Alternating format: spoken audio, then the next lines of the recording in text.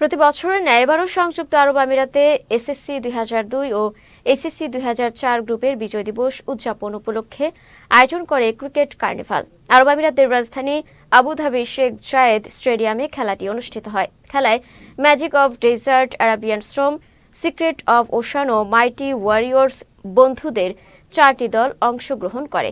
এর মধ্যে magic of desert champion ও আরাবিয়ান স্টর্ম রানার্স আপ হয়। খেলা শেষে বিজয়ী দলের হাতে ট্রফি তুলে দেন অ্যাডমিন চয় স্পোর্টস কাউন্সিলের চেয়ারম্যান রুমি, কাউন্সিলের ভাইস প্রেসিডেন্ট নূর জাহেদ, মোহাম্মদ জাহিদ হাসান ও আনোয়ারুল আজিম তুহিন। এ সময় চ্যানেল এস আমিরাত প্রতিনিধি MSR সোহেল সহ আরও অনেকে উপস্থিত ছিলেন। বরাবরই ইউই বেশ কয়েক বছর ধরে দেখতেছি যে খুব সুন্দরভাবে ইভেন্টগুলি করে আসছে। তো আমি আবারও চাবো যে এবার ইউই নট অনলি ক্রিকেট, যাতে ফুটবলও যদি করতে পারে তাহলে খুব আরো ভালো হয়। তা হয়তো বা আমরা আসতে পারি। আর মানে আমাদের তো বাহানা দরকার একটু ঘোরাফেরার, তো এই বাহানাটা যদি এদিকে হয়ে যায় তাহলে তার মন্দ কি।